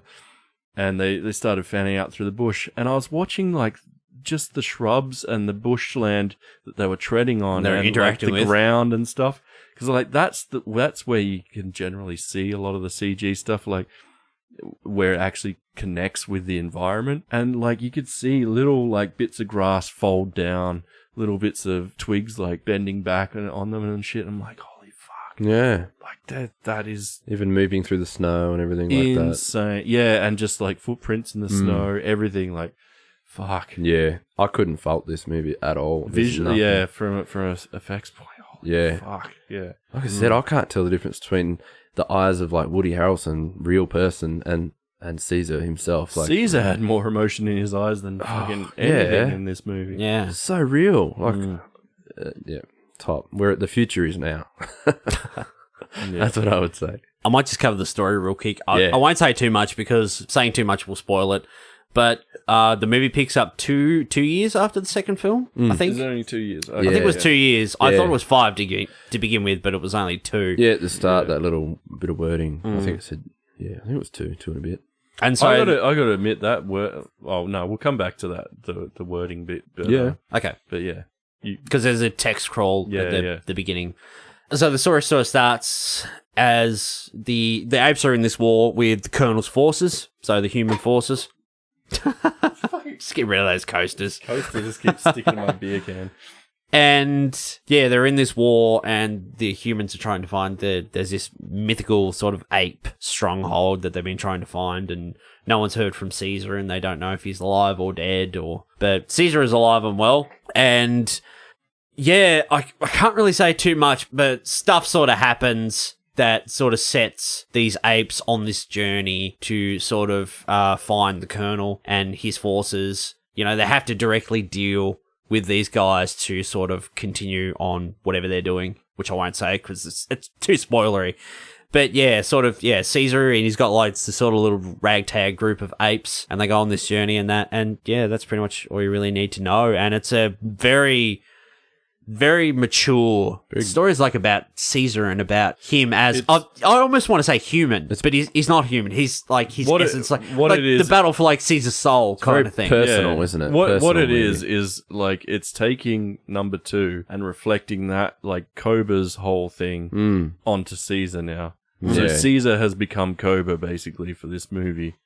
And like his fucking internal and external he's struggle. like affected by that second movie, isn't he? Yeah. Very affected by it. And he's still sort of Dealing haunted by Yeah. Koba. Like he has visions of Koba. Yeah. Sort of through the movie and that as well. Which are really cool, yeah. Because he's seeing Cobra in himself, basically. Yeah. Mm. That's right. Yeah, so the effects, totally outstanding. Like, I can't fault a thing in it. Man, amazing. I just can't believe it. Mm. Yeah. And there's this one new character who's introduced. His name is Bad Ape, played by Steve Zahn. And he's just... It's really interesting to see a character who sounds quite different because you get Yeah. Caesar, who's very, very gruff and strong and deep. And then you get sort of this little, he's kind of like a chimpy kind of, Like a little- but he speaks quite normal. no. Like he's a got a little much lighter Little clown area. ape. Oh, no. Oh.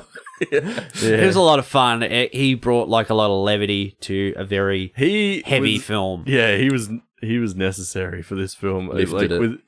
He's the only comic relief that you get in the whole movie, and if you didn't have him, fuck, it'd be a dark ride. Yeah. Like he's not particularly integral to the whole plot, really, but he kind of is important just to make you be able to stomach the whole movie, kind of thing. It's important for us. Yeah, Like that character was brought in like, this is actually quite bleak. We need to add a little bit of levity. just a touch. And there is some more in the third act of the film. There are some lighter musical cues I picked up on in that, but I'll get to that in the spoiler section. But how did this movie, without going on spoilers, Pat, how did this movie sort of make you feel sort of emotionally? Because, like, I was watching the first one and that again yesterday, and, like, I'm a big softy. I get, like, choked up and a bit teary in that.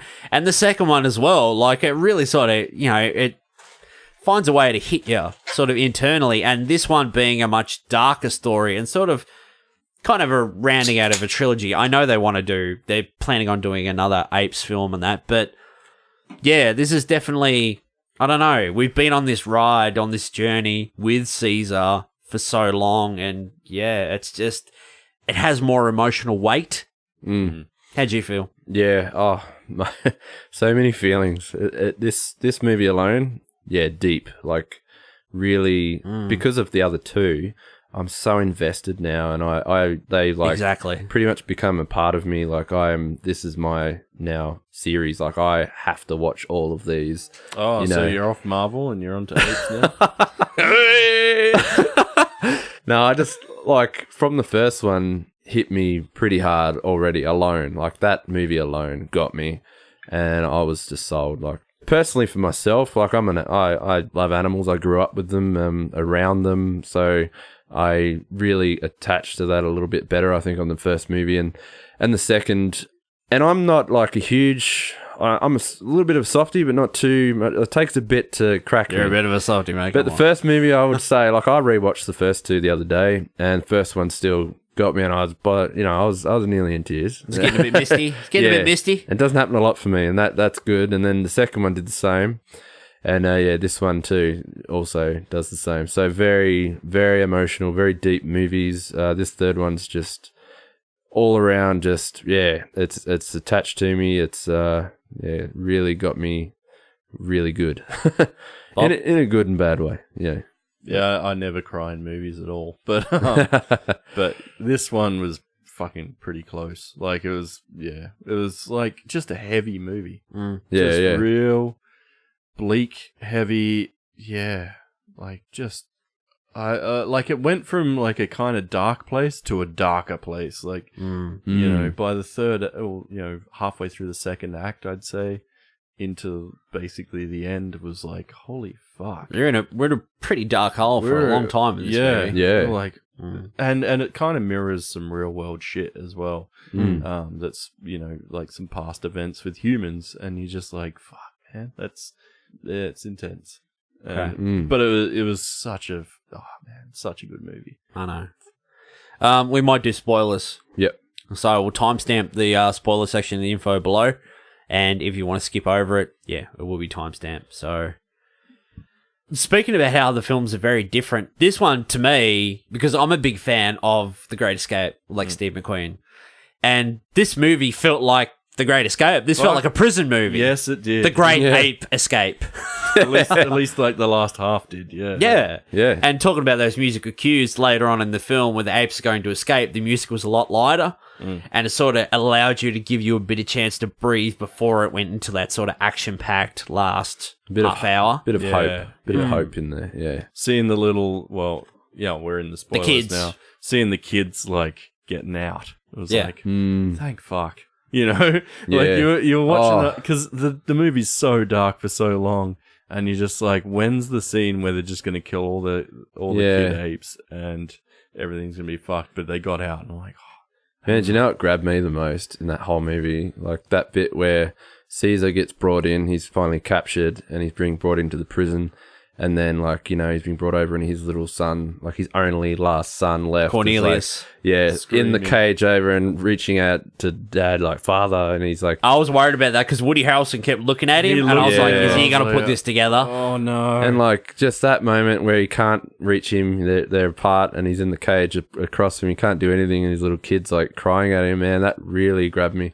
Probably, I don't Bloody know. dads. I almost, Yeah. I almost wonder if that was in like an original script, like something happened to Caesar's kid because, fuck me, like there was that scene where, like Woody looked at the little ape screaming and then looked back at Caesar, and I was like, oh, don't you fucking dare! Yeah. Like, no, No. that was scary. Yeah, Because what actually happens at the beginning of the film that sort of sets Caesar off on his journey of revenge is that his wife and elder son Ash, is it Ash? Well, they call him Blue Eyes in the second film. yeah. They're both killed by Woody Harrelson. He Yeah. thinks he's killed Caesar, like, and it comes across the radio. I think King Kong is dead. King Kong's dead. Yeah, Yeah. Yeah. And then Caesar comes back, and just the look on his face, like when he sees, because it pans over and it's got the two of them laying next to each other, you know, full of bullet Yeah. holes, and fucking heart just like, wrenching. fuck, dude. And then, Caesar is just, And that after that, menace. he's just full of hate. And That- just, Woody Harrelson's face, like, so menacing as he kind of, like, disappears into the waterfall. Yeah. Like, I think that's in the trailer, but... it is, yeah. Yeah. Fuck. Like, man, that had some gravity to it. Like, That moment, though, when, like, you know that his wife and his son, like, you've followed, you're right, it's Blue Eyes, have just been killed. Like, you don't expect that. I didn't actually expect that, especially the elder son. I thought he was it was gonna going to be happen. the- Yeah, Did I thought it was ya? going to happen. Yeah, And that just, for me, really just, I actually felt the rage too. I was like, oh, you, like, that's, absolutely messed up. And I saw a bit of red there for him too. I was like, get that revenge, go after him. And yeah, that's what really got me rolling. Like, I really wanted that to happen. So, this movie doesn't really pull any punches. Like no. compared to the last couple of movies, we've had a pretty breezy ride. There's been a bit of weight in that to them, but yeah, nothing too, because the first film, you sort of, on the human side, but then you have Caesar there as well. You feel bad for Caesar, you want him to get away or whatever, and he's finally free or whatever. And then you get to the second film, you're sort of still following Caesar on his journey and the rest of the apes and the home that they've built, and, they're all learning to speak and sign and everything. But then you got the humans there as well, and you sort of want them to coexist, but you know it's not going to happen. You're right. It's a bit of both, isn't it? And then you get to this, and the humans are sort of out of the picture now, and you just have the apes. But you All have on that themselves. weight of the last two films and the journey you've been on. So the humans are the enemy now. you They're know, just one character, actually, in this movie that fucking really, like, resonated was, the ape that turncoated, the big gorilla that was, like... Winter. No, not Winter. The big gorilla in the camp Yeah. that was, like... giving- Donkey. Yeah, the Donkey. donkey. Yeah, that was giving Caesar all the fucking hard time and Yeah. whipping him and shit, and, like... Oh, man, like... Yeah. What a character that was. Yeah.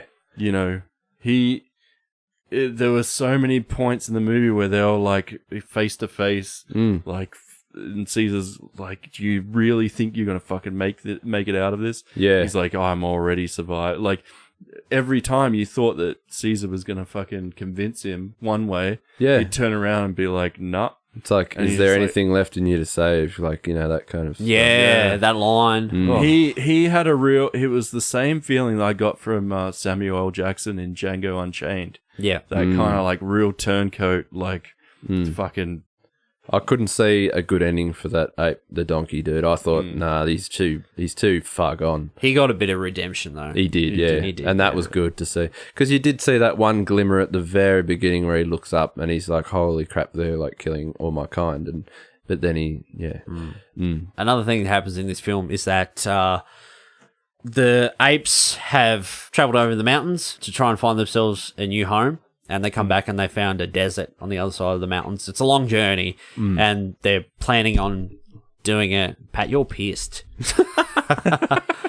They're planning on doing it, but they've got to take time to plan. But then the colonel and his guys turn up, and then Caesar's family is murdered, except for his youngest son Cornelius. And then he gets set off on this road to revenge. And eventually that's still sort of the end game. You know, at the end of the film, all the apes manage to get away. You know, a lot of them do die in the last act or whatever, but most of them get away, and they get to this desert and that, and yeah, Caesar doesn't make it at the end. Oh, I hated that bit. Caesar I didn't want him to die. Caesar gets an arrow in his side, and he doesn't really tell anyone on the journey. No. When he finally gets there, he tells Maurice. And they have this real, like, touching moment. Yeah. Where Maurice tells Caesar, he's like, your son will know who you are. And everyone will know what Caesar did for us. What Caesar did for apes. And it's real touching. So many apes, like, crying in this movie. Like, you can just see the tears and, like... Yeah, I think Jags needs a hug, Paddy. he's struggling to even say this bit. It was pretty full on. It was... I was like, you bastards. It was tough, and, yeah, apes stronger together. I wondered if they were going to end the movie on him still being alive and kind of looking over the group, but then they were just like, nah, we're gonna kill him on screen, and you're gonna, you know, he's gonna die, and you're gonna watch. And I was like, oh, man, fuck. Yeah. Just seeing his body slump down. Like, oh, man. You know, like, because it's just between these two. Like, because these two have known each other the longest. Maurice was in the first film, and they're in the captivity breakout together. Yeah. You know what they're going to do for the next Now, they've movie? had 2 prison breaks in this series. Yeah. Pretty sure I kind of predict what they're going to do for the next one. Obviously, Cornelius, they'll probably have him as the lead. I'm guessing they're probably going to jump ahead maybe... Could be 10, 20 years. Like, it'll be a big jump because we want to, you know, obviously for a viewing point and to make things a lot different than these movies, they're going to want to probably jump a bit and have a massive evolution change. So 20 years, maybe they're going to have a little city of their own or something. They're going to be starting to be very civilized and stuff. Pretty much lines up now. The ending of this movie pretty much lines up with the old Apes movies where the humans can't talk and that kind of thing. Like.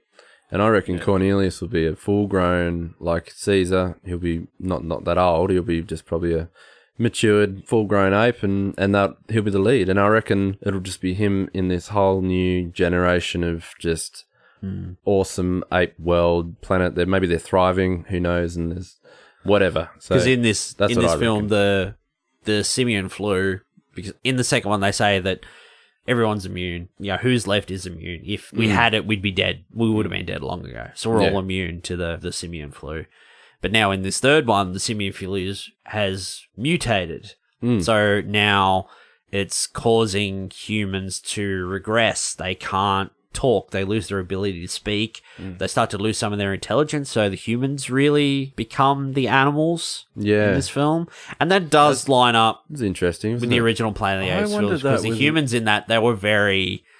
Well, they weren't sort of like Neanderthalic, but, you know, they weren't as intelligent and they couldn't speak. And I wonder that with the little girl, because I never felt like her intelligence waned in any kind of way. Just like she couldn't talk. She was like a mute, really. Yeah. Just wasn't Whereas dumb. Woody Harrelson was like a mess. Yeah. I mean, spoiler alert, when he was infected, like, he was a mess. Maybe that was mostly drunk. It could have been. Yeah, maybe. She didn't seem to be lacking in much intelligence sort of thing. Other than kind of walking blindly. that young girl, like, she doesn't have a line in this movie, but holy cow. Hell of a little actress. Then again, you know what they're going to do? The reason she's a young girl there is, like I mentioned, they're going to jump ahead a fair way in the future. In the next one, she'll be a full-grown Mr. woman. Hollywood over here, listen to him. Yeah. You heard it from me. You heard it from here, Patrick Brown. She'll be like a full-grown woman in the next one. Well, Yeah, she'll probably Nova. Charlize Theron or something. I think, I'm not really sure. It's been a very long time since I've seen any of the original Apes films, but I think Nova is somewhat of an important character in the Apes lore. I'm not really sure. I think so. Is she? Oh, yeah. I have never seen an entire Apes movie. I've only seen bits and pieces. Maybe that name, like when he named her, that was supposed to be a big point. Like that is, yeah. That was supposed to be a big point, I reckon, where everyone's like, oh, this is Nova, you know. Yeah. Could have been. Who knows? It'd be interesting to see how they take it further, because you have these apes, you know, under sort of Caesar's leadership and guidance, and that they're all actually quite nice. They don't want war or whatever. But, you know, I guess sort of as the generations go and that sort of mentality gets watered down, they become the apes from the first films, you know, where they ride around on horses with nets catching humans, and, you know, they keep them locked up in cages, and they have very, very low opinion of human species and that. But then you've got like Dr. Zaius, who's in the original, and that he's a doctor, you know, they more intelligent, they'll be learning, you know, they have villages and, well, houses, huts, whatever, built out of clay. I don't know, I can't really remember. It's been a very long time since I saw it. Yeah. But it'll be interesting to see where they take that. And obviously I would love for them to eventually line up with the original Apes film, with the Icarus spaceship coming back to Earth, and like these guys that have time traveled like, you know, a couple hundred years or whatever. And now they've ended up in the future ruled by apes. That'd be cool, yeah. Oh, actually, before I forget about it, I should bring up the text at the start that was mentioned before. Now, what did you guys think of that? Like, I'll ask you guys first. I thought it was a little bit hand-holdy, to be honest. Yeah. What about you, Pat? It didn't faze me. I just read it and kept going. I thought it was really, a little bit just cheesy. The way that they worked the name of the last two movies. Each Rise. movie. Yeah, so they're like the blah blah blah and the apes rise, and it had it like in big bold text, whereas the rest of the writing was kind of white or something.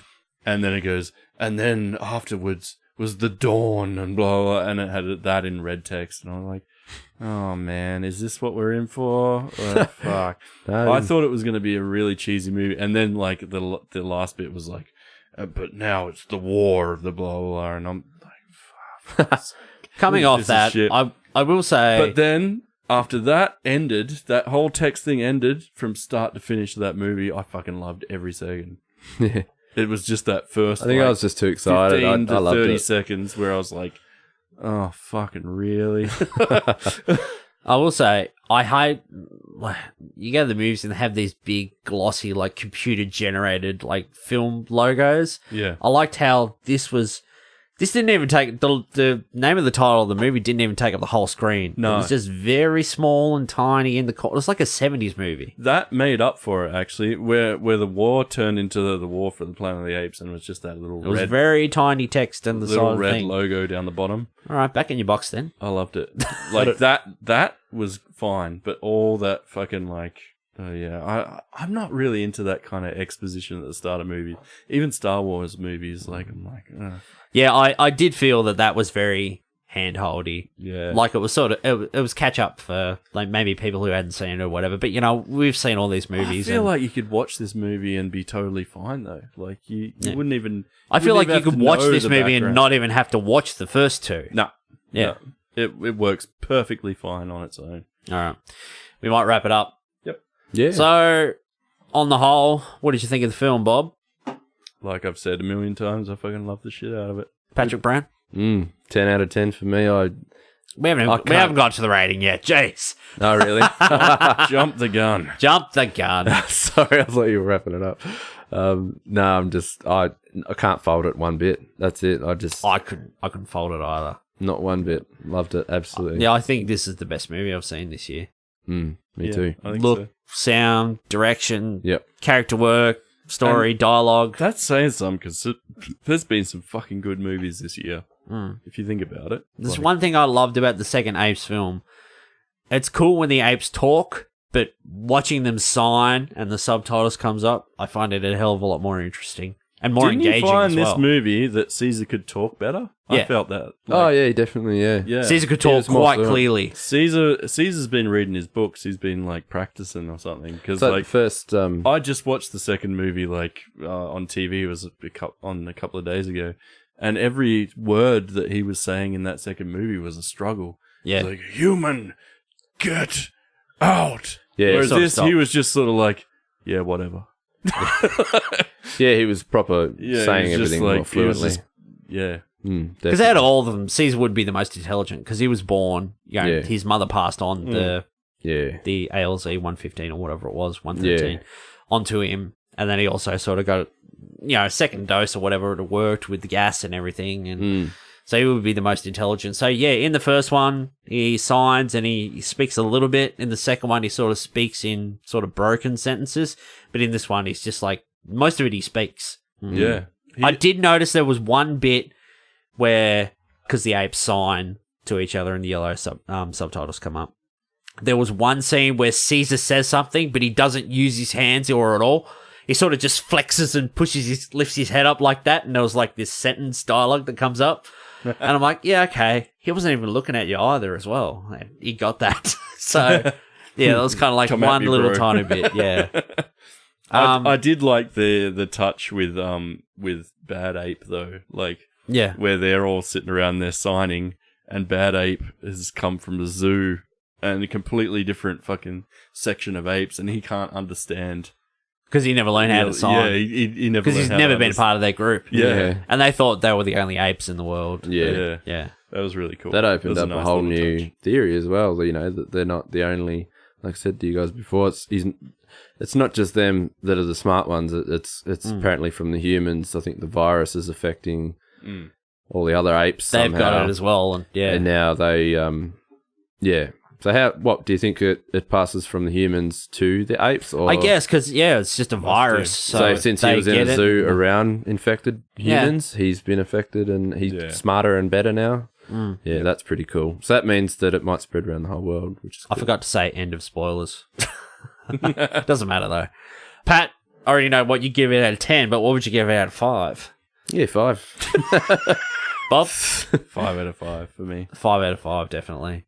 Yeah. Can't fault Loved it. Fucking loved it. Yeah. I did too. It's good. Awesome. Right, we might wrap it up.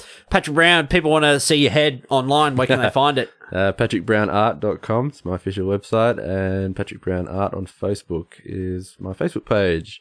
You can find me on DeviantArt as well if you want to check out that. That's just Patrick Brown. So it's like deviantart.com/Patrick Brown. Patrick Brown also endorsing like fancy new like sketchbook notepads things I saw on today. Marvel.com/Pat. Robert? Don't call me that. Bobbit. BobbyBaxter.com is my website, and Bobby Baxter Cartoons on pretty much all the social medias. Yeah, cool. Yeah. And you can find Bearded Geeks on Facebook, facebook.com/Bearded Geeks Pod, on Instagram @The Bearded Geeks, on Twitter @Bearded Geeks Pod. If you want to grab a t-shirt, you can jump on TeePublic and grab a t-shirt, just like Brad did, the very first official beard of the Bearded Geeks podcast. It looks pretty bloody good t-shirt. Yeah. You see how big the logo is in that t-shirt? Badass. It looks fucking huge. It looks so crisp. It looks awesome. I was like, Shit. did I make that logo a little bit too big? And I messaged him. He's like, nah, man, I bloody love it. Bigger. Yeah, So it's I cool. think I'm going to get one of those big ones. Yeah, I've got one on the way, actually. I bought one. Yeah. It's epic. So TeePublic, if you want to grab like a sweet Bearded Geeks tee or a hoodie or something like that, something nice to wear out and about the town, show you support the best podcast on the internet, maybe. The best podcast you're not listening to. And if you want to now, you can jump onto SoundCloud and subscribe to the Bearded Geeks. You can also download our episodes. They should all be up, if not most of them up. So weekly now, we'll still be uploading to YouTube, but the episodes will also be available on SoundCloud and now iTunes. So you can jump on iTunes and you subscribe. You can also download on iTunes, and if you feel like it, you like the show, you want to leave us a nice review, that'd be great. That helps out heaps. So we'd appreciate that. Hell yeah. And thumbs up on Facebook. And thumbs up on YouTube. And Smash that like button. I'm not going to say it. I'm never going to say it. You got to cut that out. aren't you? Ring that bell. Ring the bell on YouTube so you notifications come up straight away as well. So yeah, any thumbs up or nice comment, that really helps us out. We want to get it out there. Tell your friends. So that's pretty much it. War for the Planet of the Apes, 5s out of 5s all around the room. We bloody loved it. See Go. that shit. Yeah, go see it, guys. You're in Solid. for a time. Take some tissues. 'Cause you'll do some weeping. You'll need it. Oh, All right. dirty mind. All right, we're going to send you home to your wife in a minute. This guy. From all of us here in the Beer Cave, we want to say thank you to everyone who likes, shares, and subscribes. And Bearded Geeks on iTunes. Check us out. SoundCloud. Download the episodes. We'll see you all next week. Don't know what we're doing, but we'll do something indeed. See you guys. Bye. Hey, boy. Yeah, boy.